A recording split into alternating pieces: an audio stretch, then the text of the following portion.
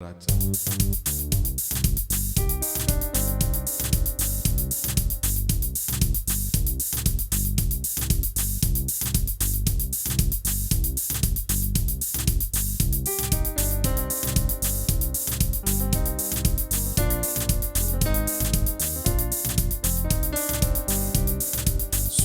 Subah स्तुति बलि अप्पा पिता देंगे तुझे आराधना स्तुति बलि अप्पा पिता देंगे तुझे अप्पा पिता देंगे तुझे अप्पा पिता देंगे तुझे सुबह सुबह स्तुति बलि अप्पा पिता देंगे तुझे आराधना स्तुति बलि अप्पा पिता देंगे तुझे अप्पा पिता देंगे तुझे अप्पा पिता देंगे तुझे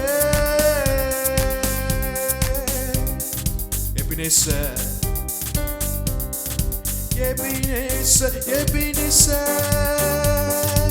अब तक संभाला Ebenezer अब तक संभाला अब तक संभाला अब तक संभाला Ebenezer Hallelujah Ebenezer अब तक संभाला अब तक संभाला Ebenezer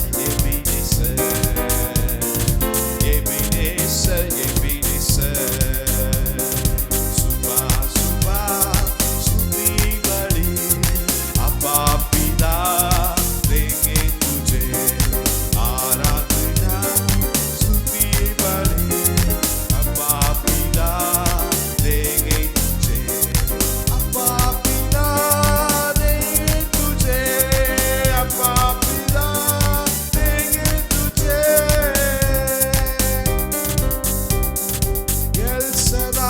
El Shaddai सर्वशक्तिमान El Shaddai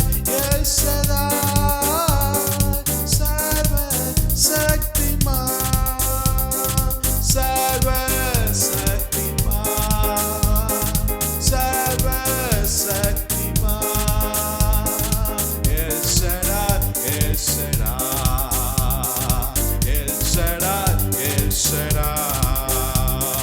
सुबह सुबह स्तुति बलि अप्पा पिता देंगे तुझे आराधना स्तुति बलि अप्पा पिता देंगे तुझे अप्पा पिता देंगे तुझे अप्पा पिता देंगे तुझे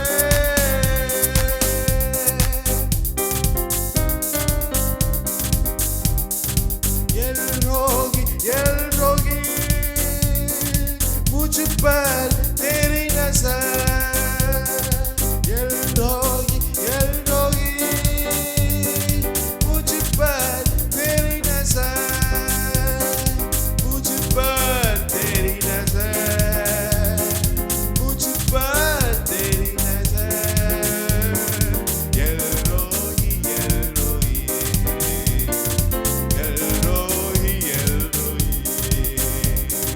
मुझ पर तेरी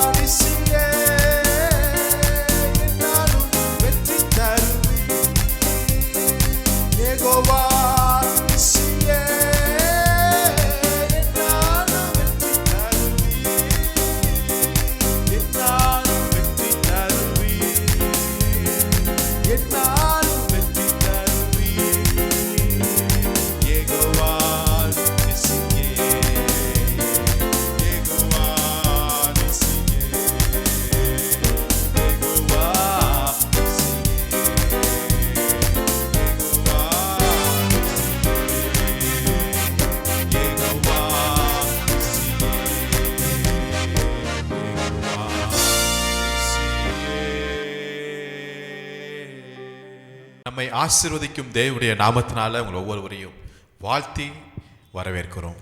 हमें आशीर्वाद करने वाले प्रभु यीशु मसीह के नाम से आप सबों को हम स्वागत करते हैं. இந்த உலகத்துல நம்மை ஆசீர்வதிக்கிறது ஒருவர் மட்டும்தான், அவர் தேவன் ஒருவர் மட்டும்தான். इस पूरे संसार में हमें आशीषित करने वाला बस एक ही है, वो हमारा प्रभु यीशु ही है. வேறு எந்த மூலமாகவும் வருகிற ஆசீர்வாதம் அது நமக்கு செட்டே ஆகாது. அது நம்மளுக்கு கண்ணீரும் கவலையும் தான் கொடுக்கறதா இருக்கிறது. यदि और कहीं से भी यदि आपको आशीर्वाद आता है जैसे लगता है वो हमारे लिए परिपूर्णता की नहीं रहता, वो हमारे लिए आंसुओं में दुखों में ले चलती है. வசனத்தை வாசிப்போம். லூக்கா எழுதின சுவிசேஷம் 5ஆம் அதிகாரம் 1ஆம் வசனத்திலிருந்து நான் வாசிக்கிறேன். लूका रचित सुसमाचार 5वें अध्याय का 1 से लेकर हम पढ़ते हैं. பின்பு அவர் கிணரேசத்து கடல் அருகே நின்றபோது திரளான ஜனங்கள் தேவ வசனத்தை கேட்கும்படி அவரிடத்தில் நெருங்கினார்கள். जब भीड़ उस पर गिरी पड़ती थी और परमेश्वर का वचन सुनती थी और वह गनसरेत की झील के किनारे पर खड़ा था, तो ऐसा हुआ. அப்பொழுது கடற்கரையில் நின்று 2 படகுகளை கண்டார். மீன் பிடிக்கிறவர்கள் அவைகளை விட்டிறங்கி அவைகளை அலசி கொண்டிருந்தார்கள். कि उसने झील के किनारे 2 नावें लगी हुई देखी और मछुआरे उन पर से उतरकर जाल धो रहे थे. அப்பொழுது அந்த படகுகளில் ஒன்றில் ஏறினார். அது சீமோனோடதா இருந்தது. அதை கரையிலிருந்து சற்றே தள்ளும்படி அவனை கேட்டுக்கொண்டு அந்த படவில் உட்கார்ந்து ஜனங்களுக்கு போதகம் பண்ணினார். उन नावों में से एक पर जो सामोन की थी चढ़कर उसने उससे विनती की कि किनारे से थोड़ा हटा ले चले. तब वह बैठकर लोगों को नाव पर से उपदेश देने लगा. அவர் போதகம் பண்ணி முடித்த பின்பு சீமோனை நோக்கி ஆழத்திலே தள்ளி கொண்டு போய் மீன் பிடிக்கும்படி உங்கள் வலைகளை போடுங்கள் என்றார். जब वे बातें कर चुका तो सामोन से कहा, गहरे में ले चल और मछलियां पकड़ने के लिए अपने जाल डालो. அதுக்கு சீமோன், ஐயரே, ராம் முழுவதும் நாங்கள் பிரயாசப்பட்டும் ஒன்று அகப்படவில்லை, ஆகிலும் உம்முடைய வார்த்தையின்படியே வலையை போடுகிறேன் என்றார். सामोन ने उसको उत्तर दिया कि हे स्वामी, हमने सारी रात मेहनत की और कुछ ना पकड़ा, तो भी तेरे कहने से जाल डालूंगा. அந்தபடியே அவர்கள் செய்து தங்கள் வலை கிழிந்து போக்கத்தக்கதாக மிகுதியான மீன்களை பிடித்தார்கள். जब उन्होंने ऐसा किया तो बहुत मछलियां घेर लाई और उनके जाल फटने लगे. அப்பொழுது மற்ற படவிலிருந்து கூட்டாளிகள் வந்து தங்களுக்கு உதவி செய்யும்படி சைகை காட்டினார்கள். அவர்கள் வந்து 2 படகுகளும் அமிழத்தக்கதாக நிரப்பினார்கள். इस पर उन्होंने अपने साथियों को जो दूसरे नाव पर थे संकेत किया कि आकर हमारी सहायता करो, और उन्होंने आकर दोनों नाव यहाँ तक भर ली कि वे डूबने लगी. சீமோன் பேதுரு அதை கண்டு இயேசுவின் பாதத்தில் விழுந்து, ஆண்டவரே, நான் பாவியான மனுஷன், நீர் என்னை விட்டு போக வேண்டும் என்றார். ये देखकर सामोन पतरस यीशु के पांवों पर गिरा और कहा, हे प्रभु, मेरे पास से जा, क्योंकि मैं पापी मनुष्य हूँ. 9ஆம் வசனம். அவர்கள் திரளான மீன்களை பிடித்தது நிமித்தம் அவனுக்கும் அவனோடு கூட இருந்த யாவருக்கும் பிரமிப்பு உண்டானபடியினால் அப்படி சொன்னார். 9वीं आयत इस तरह कहती है, क्योंकि इतनी मछलियां के पकड़ने जाने से उसे और उसके साथियों को बहुत अचंभव हुआ. அவனுக்கும் அவனோடு கூட இருந்த யாவருக்கும் பிரமிப்பு உண்டாயிற்று. उसको और उसके साथियों को बहुत अचंभव हुआ. ஹல்லேலூயா. हालेलुया. கர்த்தர் நம்மை எப்படி ஆசீர்வதிப்பார் என்றால், परमेश्वर हमें कैसा आशीर्वाद करेंगे. நம்மே ஒரு ஆச்சரியமான ஒரு நிலைமைக்கு தள்ளி விடுறது மாதிரி இருக்கும். हमें खुद ही एक आश्चर्यचकित होने का हो जाता है, பிரமிப்பா இருக்கும். அந்த यानी बहुत ही अचंभव होता है. நம்முடைய கண்களால் அது என்ன சொல்றது, அது நம்ம இருதயத்தால அதனால நம்பவே முடியாத அளவுக்கு கர்த்தர் நம்மை ஆசீர்வதிக்கிறவராய். यानी अपनी आंखों से, अपने हृदय में से हम उस कार्य को हम विश्वास भी नहीं कर पाएंगे. ஆமென். ஆமென். எப்ப ஆசீர்வதிப்பார் என்றால், உம்முடைய வார்த்தையின்படி என்று சொல்லும்போது, செய்யும்போது நிச்சயம் ஆசீர்வாதம் உண்டாகும். कब ऐसा आशीर्वाद हमें मिलेगी? तब हम यूं कहें, तेरे कहने से, तेरे वचन के अनुसार. இங்க பேதுருடைய லைஃபை நீங்க பாருங்களேன். यहाँ पतरस की जीवन को दरअसल देखिएगा. அவர் மீன் பிடிக்கிறதுல தேர்ச்சியான மனுஷர். वो मछुए थे. அவருடைய அப்பாவும் இந்த மீன் பிடிக்கிற தொழிலை செய்து கொண்டிருந்தாராம். उनका पिता भी ये मछुए थे. இன்னும் சொல்ல போனா சில சொல்றாங்க பைபிள் ஸ்காலர்ஸ், அவங்க அப்பா தான் அந்த மீன் பிடிக்கிறவங்களுக்கு ஒரு தலைவராக இருந்தாராம். और भी बाइबल स्कॉलर्स कहते हैं कि ये सारे मछुआरों का नेता भी था वो उसका पिता. அவர் தன்னுடைய வாழ்க்கையில பாதி நாட்கள் அந்த கலிலேயா கடல்ல தான் அவர் செலவழிச்சிருப்பார். उन्होंने अपने जिंदगी में आधा समय को उन्होंने उस गलील की झील में ही उन्होंने कर्ज कर चुका था। எந்த இடத்துல எப்படிப்பட்ட மீன் கிடைக்கும், எந்த டைம்ல கிடைக்கும், எல்லாவற்றையும் அவர் கற்று அறிந்த மனுஷனா இருப்பாரு. वो अच्छी तरह जानते थे कि कहाँ पर कौन सी मछली मिलेगा, कौन सा समय मिलेगा करके जानते थे। ஆனா அப்படிப்பட்ட பேதுருக்கும் ஒரு இரவு ஒரு ஃபெயிலியரான இரவாய் மாறிவிட்டது. ऐसा पतरस के लिए भी एक रात ऐसा हुआ कि एक फेलियर का रात हुआ है। நான் நினைக்கிறேன் அந்த ஃபெயிலியர் இவ வாழ்க்கைக்கு ஒரு பெரிய ஆசீர்வாதமாய் மாறினது காரணமா இருந்துச்சு. लेकिन मैं इस तरह सोचता हूँ कि वो फेलियर ही उनके जीवन में बहुत ही बड़ा एक आशीष का कारण बना है। ஆமென். ஆமென். சில சமயத்துல சில தோல்விகள், சில பலவீனங்கள், சில ஃபெயிலியர் அது நம்மளுக்கு பாதிப்பா இல்ல, அது அடுத்த கட்ட லெவலுக்கு நம்மளை அழைத்து கொண்டு போறதுக்கு ஒரு வழியா இருக்குது என்பதை நாம் விசுவாசிக்க வேண்டும். हमें विश्वास करना चाहिए कई बार हमारे लिए जो हार जो आती है, फेलियर जब होते हैं, वो कार्य हमें मिटाने के लिए नहीं वरन हमें अपनी जीवन में अगले स्थान में पहुंचाने वाला एक सीढ़ी बनाती है। ஒருவேளை இந்த பேதுருக்கு முந்தைய நாள் போல நேற்று இரவு போல அவருக்கு எப்போது போல மீன்களை பிடிச்சிருந்தாருன்னா அவர் இந்நேரம் அவர் போயே இருப்பார் மார்க்கெட்டுக்கு. यदि पहले जैसे उन पतरस को मछली मिला होगा तो उन्होंने मार्केट की बाजार की ओर गया होगा। ஆனா இங்க ஒரு ஃபெயிலியர் இருந்ததனால தான் அங்க இயேசு வருகிறார், மீட் பண்ணுவதற்கு ஒரு சந்தர்ப்பம் கிடைக்கிறதை நான் பார்க்கிறோம். लेकिन उन्होंने हार गया, इसीलिए वहां पर प्रभु यीशु मसीह से मिलने के लिए उनको वक्त मिला। சோ எப்பொழுதும் போல உங்க வாழ்க்கையில எல்லாம் கரெக்டா நடந்துட்டு இருக்கு, ஆனா திடீர்னு ஒரு நாள் ஒரு கஷ்டம் வரும்போது அது யாரையோ ஒரு ஆசீர்வாதத்தையோ நீங்க சந்திக்க போறீங்க, ஏதோ ஒரு ஆசீர்வாதத்தை நீங்க சந்திக்க போறீங்க, உங்க வாழ்க்கையின் ஒரு திருப்பு முனை ஏற்பட போகிறது என்பதை நீங்க விசுவாசிக்க வேண்டும். तो इसीलिए आप अपनी जीवन में जब भी ऐसा कुछ हार में बैठे रहते हैं तब आप ये समझ लीजिएगा जरूर आपके जीवन में कुछ उन्नति होने का वक्त आ गया है, आप जरूर आपकी जीवन बदल जाएगी, किसी से मिलने वाले करके आप सोचें। ஆமென். இங்க இயேசு காலையில வருகிறார் அந்த கடலுக்கு. यहाँ पर यीशु मसीह आते हैं, திரளான ஜனங்கள் அவரை நெருங்கி வருகிறார்கள். बड़ी बड़ी भीड़ उन पर गिरी पड़ती थी। ஆனாலும் இயேசுடைய பார்வை இந்த பேதுருடைய படகுக்கு நேராய் போகிறதை நான் பார்க்க முடியுது. लेकिन यीशु मसीह का नजर जो है ये पतरस की नाव पर पड़ी। ஹalleluya. हालेलुया। இப்ப இயேசுவுக்கு ஒரு பிளாட்ஃபார்ம் வேணும் இல்லையா? यीशु मसीह के लिए एक प्लेटफॉर्म की जरूरत है அங்க உட்கார்ந்து இவர் பிரசங்கம் பண்ண வேண்டும். ताकि वहां बैठकर प्रचार करने पाए। யாருடைய போட் எடுக்கிறா?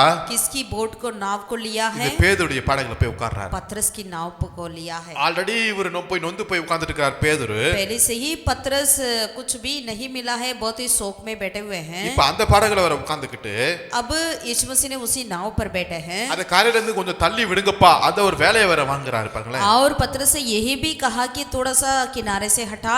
ஆனாலும் இந்த பேதுரு அந்த தோல்வியிலையும் அந்த காரியத்தை எல்லாம் செய்யறதை நான் பார்க்கிறோம். लेकिन पतरस उस हार में भी उन्होंने उस कार्य को किया हुआ देखते हैं। சோ இப்ப இயேசு பிரசங்கம் பண்ணுகிறாரு. अभी यीशु मसीह प्रचार किए हैं। நான் நினைக்கிறேன் எத்தனை வார்த்தை பேதுருடைய மனசுல போச்சோ எனக்கு தெரியல. हम नहीं जानते हैं कि कितना वचन पतरस के दिल में गया, ஏன்னா ஆல்ரெடி அவர் மிகுந்த ஒரு தோல்வியில உட்கார்ந்துட்டு இருக்காரு. कि पहले से वो बहुत ही फेलियर में बैठे हुए हैं। அதெல்லாம் அவர் நினைச்சு மண்டையெல்லாம் குழம்பி போய் உட்கார்ந்துட்டு இருக்கிற நேரத்துல जब उन्होंने अपने सारे हार को सोचते हुए बैठे रहे उसी वक्त में இயேசு அவர் போதங்க பண்ணி முடித்த பின்பு यीशु मसीह अपने प्रचार को जब उन्होंने खत्म किया, उपदेश को, இயேசு அப்படியே புறப்பட்டு போகலங்க. यीशु मसीह सीधा चलकर नहीं गए। தனக்கென்று ஒரு பிளாட்ஃபார்ம் கொடுத்த உதவின அந்த மகனுக்கு ஒரு அற்புதத்தை செய்ய முடியா இயேசு வெயிட் பண்ணுகிறார். अपने लिए एक प्लेटफॉर्म देकर मदद किया है, उस बेटे को आशीषित करने के लिए चाहते हैं। ஆமென்.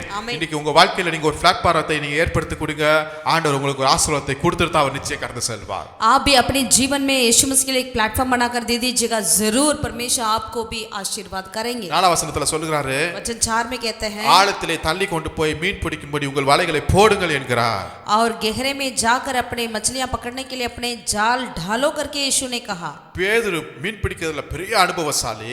पतरस जो मछली पकड़ने में बहुत ही अनुभवशाली है, ஆனா அவருக்கு இங்க ஒரு காரியத்தை சொல்லுகிறார் பாருங்களேன்.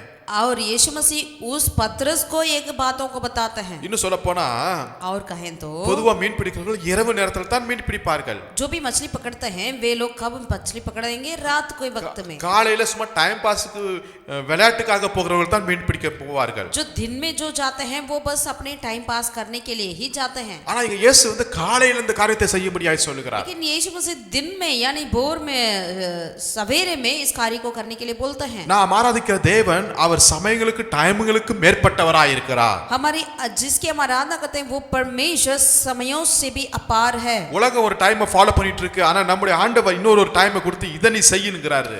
संसार एक समय को फॉलो करती है, लेकिन परमेश्वर हमारे लिए और एक समय को देते हैं और कहते हैं इसे करो. 5ஆம் வசனத்துல பேதுரு சொல்லுகிறாரு, 5वें आयत में पतरस कहते हैं, ஐயரே ராம் முழுவதும் நாங்கள் பிரயாசப்பட்டோம், ஒன்று ஆகப்படவில்லை. हे स्वामी हमने सारी रात मेहनत की, कुछ भी नहीं पकड़ा, ஆகிலும் உம்முடைய வார்த்தையின்படி வலைய போடுகிறேன் என்கிறார். तो भी तेरे कहने से जाल डालूंगा. அல்லேலூயா. हालेलुया. தான் ஒரு விசுவாசம். यही एक विश्वास है. ஏங்க நாங்க நிறைய ட்ரை பண்ணிட்டோங்க, முடியலங்க. हम तो बहुत ही प्रयास किया, कुछ भी नहीं हुआ. நைட் முழுவதும் முழிச்சிருந்தோங்க, पूरे रात हमने जगे थे, ரொம்ப டயர்டா இருக்குங்க, बहुत थक चुके हैं, சான்ஸே இல்ல, நாளைக்கு வந்து பாத்துக்கலாம் அப்படின்னு कल हम போயிருந்தாருன்னா करेंगे करके यदि वो गए होंगे तो வேஸ்டா இருக்கும். सब कुछ उनके लिए वेस्ट होता होगा. ஆனா இங்க ஆகிலும் உம்முடைய வார்த்தையின்படி நான் போடுகிறேன், ஆழத்துல போடுகிறேன். लेकिन यहाँ पर पतरस ने कहते हैं कि तौबी तेरे कहने से मैं जाल डालूंगा.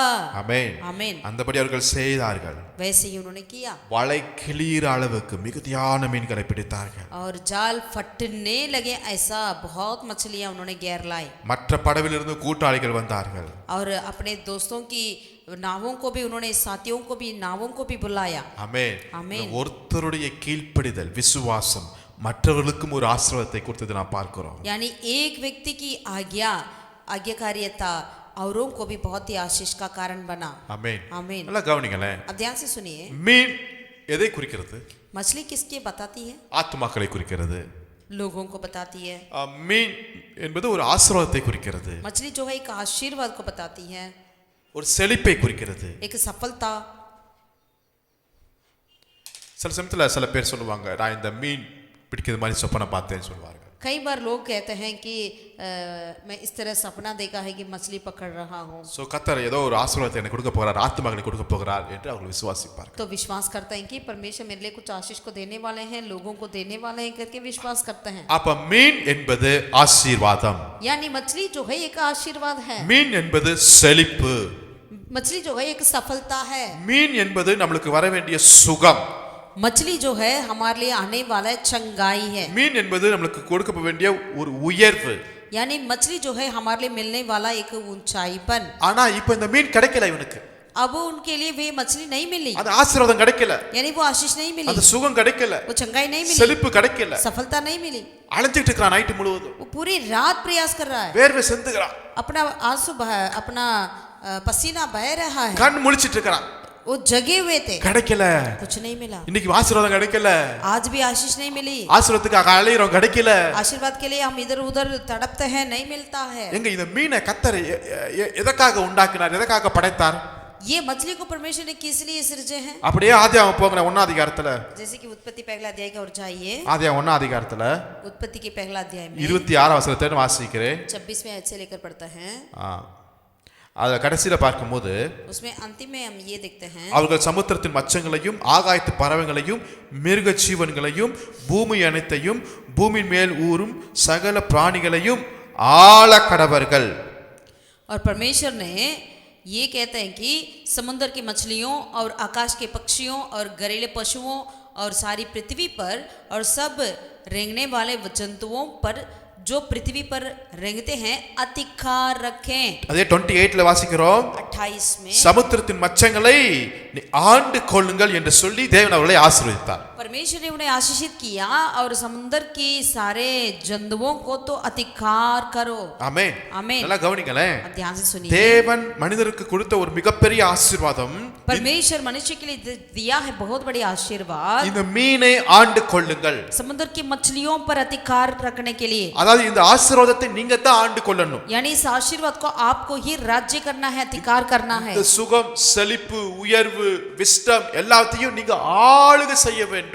चंगाई, सफलता, ऊंचाईपन, ज्ञान, ये सब कुछ आपको उसको अधिकारी होना चाहिए। ஆனா இங்க என்ன நடக்குது? लेकिन यहाँ क्या होता है? தேடிட்டே இருக்கிற மீன் ஒண்ணு கூட கிடைக்க மாட்டேங்குது. इन्होंने ढूंढता रहा कुछ भी नहीं मिला। இன்னைக்கு மனுஷங்க அப்படித்தானே ஆசீர்வாதத்துக்காக அதுக்கும் இதுக்கும் அலைஞ்சிட்டே இருக்காங்க, கிடைக்கவே மாட்டேங்குது. आज इंसान भी मनुष्य भी क्या करते हैं, आशीर्वाद के लिए इधर उधर ढूंढते हैं लेकिन कुछ नहीं मिलता। ஆனா உங்களுக்கென்று தேவன் வைத்திருக்கிற பிளான் திட்டம் என்னவென்றால் நீங்க தான் பணத்தையும் செழிப்பையும் ஆசீர்வாதத்தையும் ஆளுகை செய்ய வேண்டும் என்பதே। लेकिन परमेश्वर आपके लिए जो योजना रखे हैं वो क्या है? आप ही जो है पैसे को, रुपया को और सफलता को, अधिकार को, आपको उसको राज्य करना है, अधिकारी होना चाहिए। ஆனா இன்னைக்கு பிசாசு ஆளுகை செய்ய வேண்டிய அந்த காரியத்தை இப்போ நம்ம என்ன செய்ய போறோம்?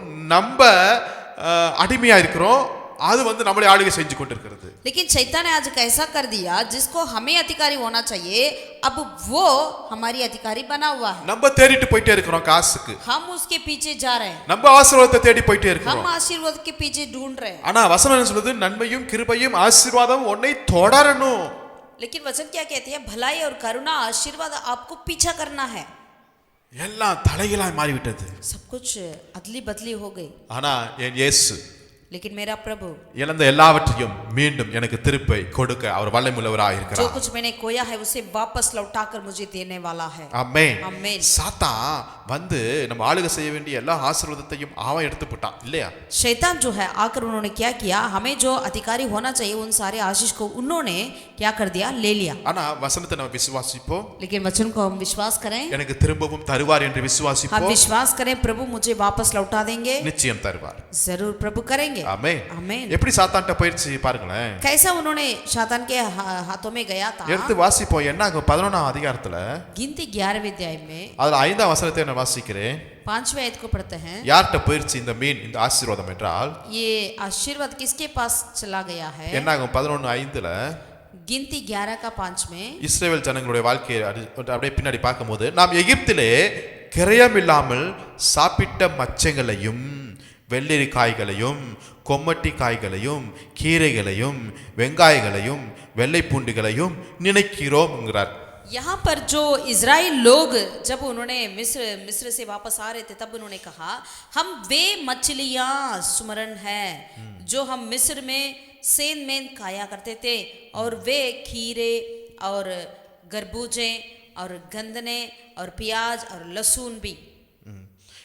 இங்க பாருங்களேன், இங்க ஆசீர்வதிக்கப்பட்ட இந்த இஸ்ரவேல் ஜனங்கள், यहाँ देखिएगा जिसने आशीषित पाया है वो इजरायली लोग, வாக்குத்தத்தம் பண்ணப்பட்ட இந்த இஸ்ரவேல் ஜனங்கள் जो वायदा पाए हुए इजरायली ने எகிப்துல 430 வருஷம் அடிமையா இருக்கிறார்கள்। मिस्र में 430 वर्ष तक उन्होंने गुलामी में थे। அவங்களுக்கு இந்த மீன் எப்படி கிடைக்கிறது என்றால் ஃப்ரீயா கிடைக்குதா? उनके लिए ये मछलियां कैसे मिली है?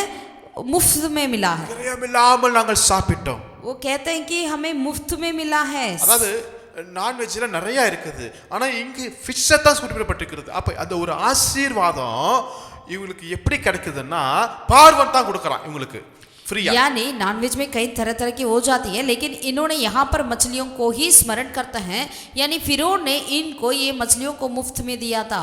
அப்ப அந்த இவ ஆளுகை செய்ய வேண்டிய அந்த காரியத்தை சாத்தான் பாவம் எடுத்துக்கிட்டு அப்பப்ப அப்படியே ஒரு துண்டு தூக்கி போறது மாதிரி போடுறான்। நீ வேலை செய்யி, அடிமையாயிரு, கஷ்டப்படு, வேர்வை சிந்து, உழைத்து இது பண்ணு, இங்கேயே இரு, நான் உனக்கு அப்படியே ஒரு துண்டு நாய்க்கு தூக்கி போடுறது மாதிரி அப்படி தூக்கி போடுறேன்।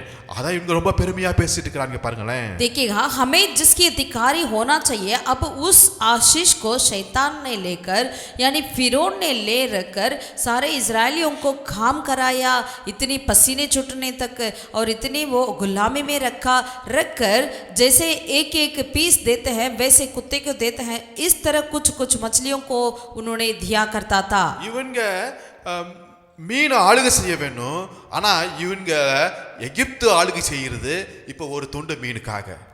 अब इनको ही इजरायलियों को ही उस मछलियों पर अधिकारी होना चाहिए, लेकिन अब मिस्र उसके ऊपर अधिकारी हो गया और एक एक पीस को इनके लिए दे रही थी।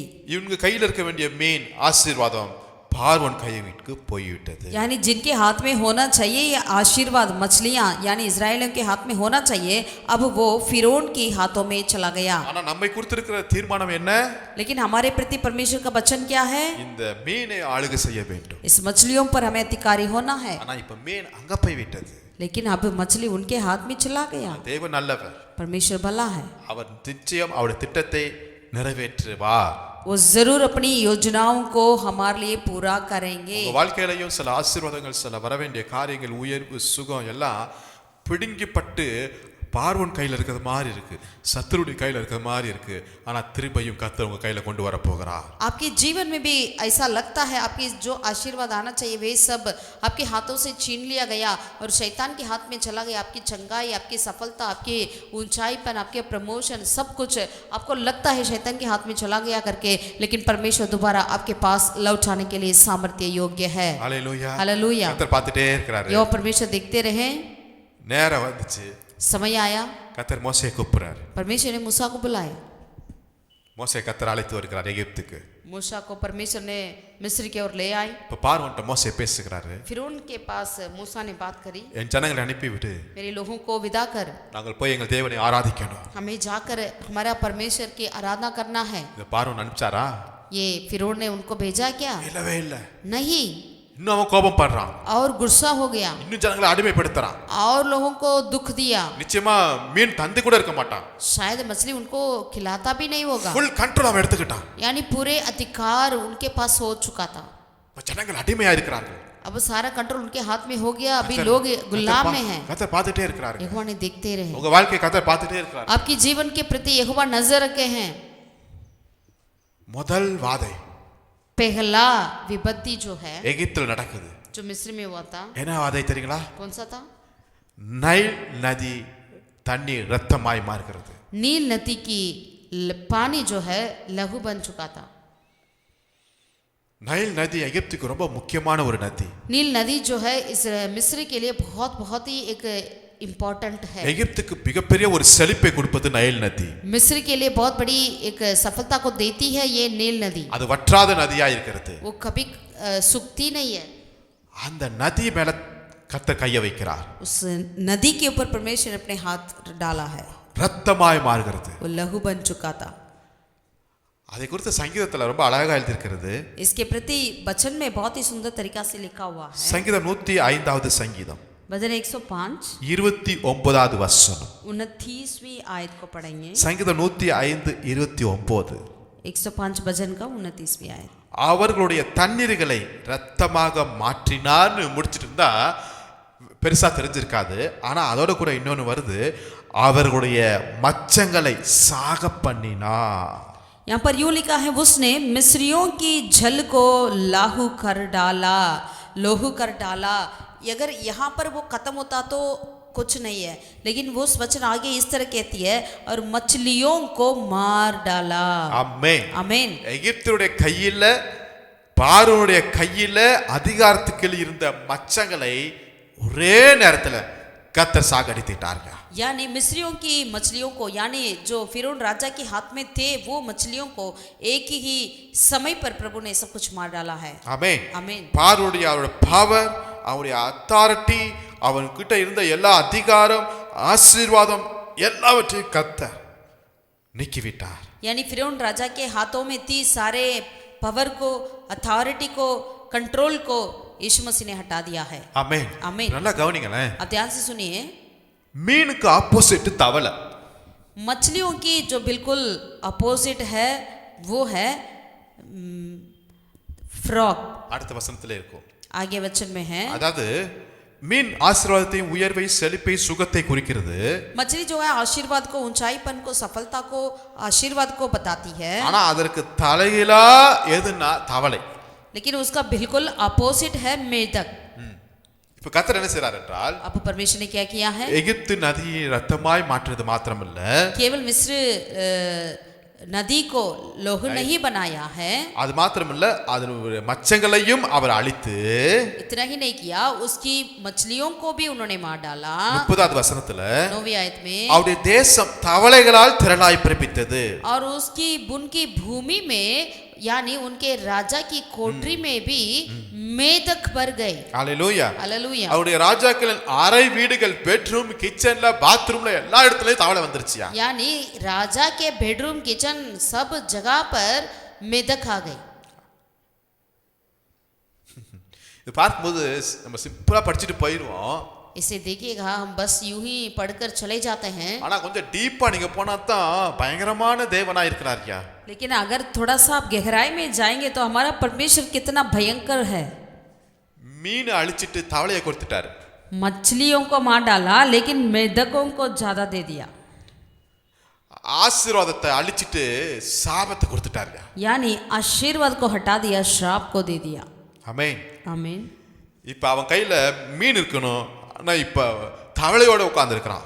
अब फिरौन के हाथों में मछली होना चाहिए, लेकिन उनके हाथ में अभी क्या है? मेदक।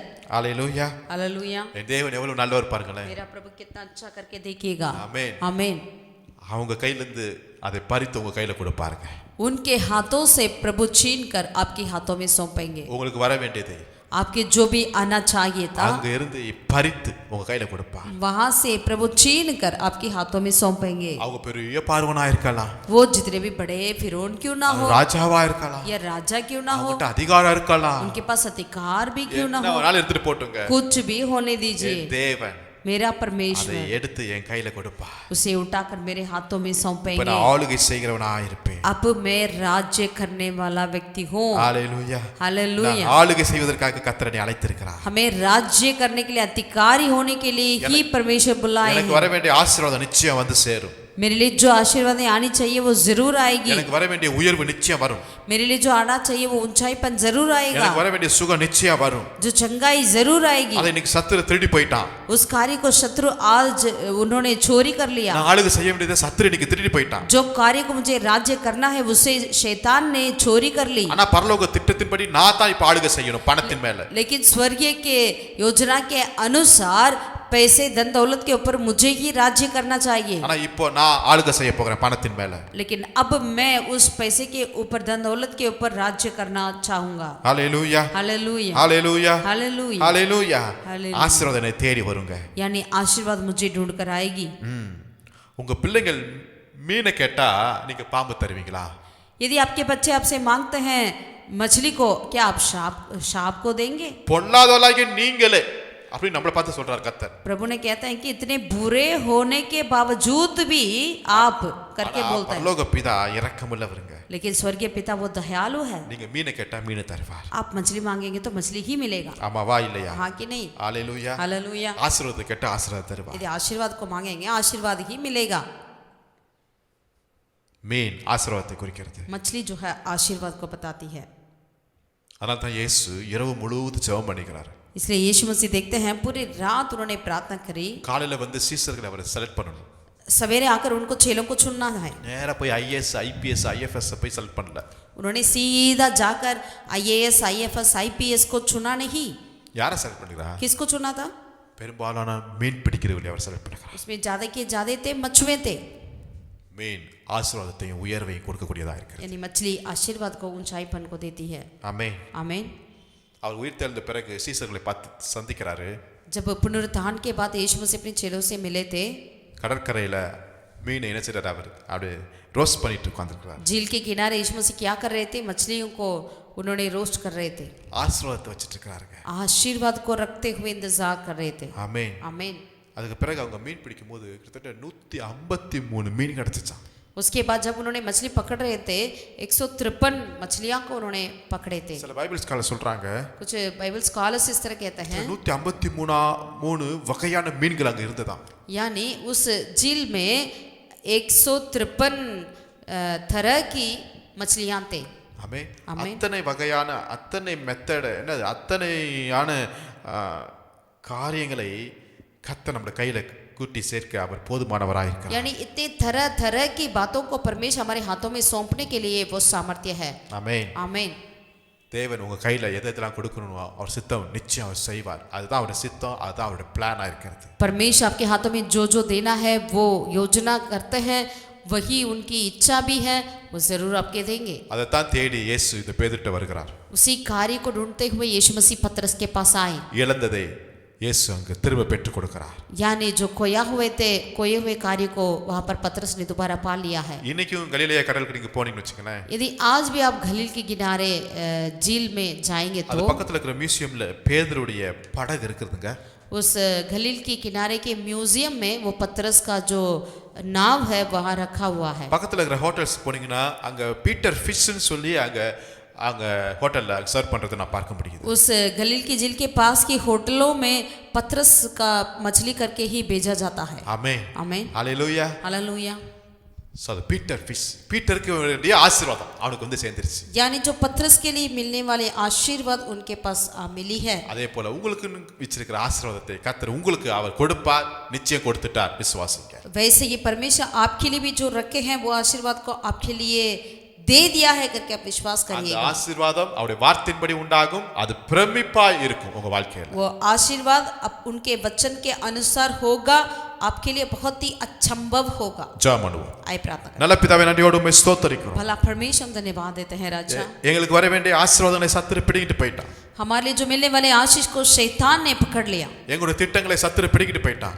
हमारी योजना को शैतान ने ले लिया। ஆனா இப்போ தேவகுமாரனாகிய இயேசுவின் மூலமாக, अब हमारा परमेश्वर का पुत्र यीशु मसीह के द्वारा, சிலுவையின் மூலமாக क्रूस के द्वारा நாங்கள் இழந்த எல்லா ஆசீர்வாதங்களையும், हमने जो कोई आशीर्वाद को खोए थे, எங்களுக்கு என்று குறித்திருக்கிற எல்லா தேவ திட்டங்களையும் हमारे प्रति जो योजना कर रखे हैं वो सारी योजनाओं को இயேசுவின் நாமத்தில் நாங்கள் மீண்டும் பெற்றுக்கொள்கிறோம். यीशु मसीह के नाम से दोबारा पाते हैं खुदा। ஒருவேளை இரவு முழுவதும் பல நாட்கள் பிரயாசப்பட்டு கண் விழித்து போராடி கொண்டிருக்கிற இந்த மக்களுக்காக விசேஷமாக ஜெபம் பண்ணுகிறோம் ராஜா. खुदावन कई रात दिन और ये प्रयास कर रहे हैं, लड़ रहे हैं, पसीना पिचा रहे हैं, खुदावन उन लोगों के लिए प्रार्थना करता இந்த है। வேளையில உம்முடைய வார்த்தையின்படி, अब तेरे वचन के, तेरे कहने के अनुसार, இந்த செய்தியின்படி इस वचन के अनुसार நாங்கள் हम விசுவாசிக்கிறோம். विश्वास करते हैं இழந்ததை நாங்கள் பெற்றுக்கொள்ள போகிறோம். कोई वे कार्य को हम पाएंगे, இழந்த ஆசீர்வாதம், जो कोई वे आशीर्वाद, இழந்த சுகம், कोई वे चंगाई, இழந்த மேன்மை, कोई वे ऊंचाईपन, இழந்த உயர்வு, कोई हुए हमारे बढ़ोतरी, இழந்த ஆஸ்தி, जो कोई हुए हमारी संपत्ति, இழந்த கனம், जो कोई वे हमारे आदर, இழந்த மகிமை, कोई वे हमारी महिमा, இழந்த ரட்சிப்பு, कोई वे हमारा उद्धार, இழந்த அபிஷேகத்தை कोई वे हमारा अभिषेक, ஒரு மடங்கு அல்ல பல மடங்கு பிரமிப்பு உண்டாகிற அளவுக்கு நாங்கள் பெற்றுக்கொள்ள போகிறோம். एक गुना नहीं कई गुना बढ़कर खुदावन, यानी यहाँ तक कि अचंभव होने तक हम वापस उसे पाएंगे। ஆமென் आमीन। அப்படியே செய்யப்போவதற்காக ஸ்தோத்திரம். ऐसा करने के लिए धन्यवाद करते हैं துதி खुदा। கன மகிமை எல்லாம் ஒருவருக்கே செலுத்துகிறோம். सारा स्तुति महिमा आदर आपको देते हैं। இப்ப இயேசு நாமத்தில் ஜெபிக்கிற எங்கள் ஜீவனுள்ள பிதாவே, उद्धारकर्ता यीशु के नाम से हम प्रार्थना करते हैं, हमारे जीवित परमेश्वर। ஆமென். आमीन। கர்த்தர் உங்களை ஆசீர்வதிப்பாராக. यहोवा परमेश्वर आप सबको आशीषित करे। Thank you, praise the Lord. सबको जय मसीह की।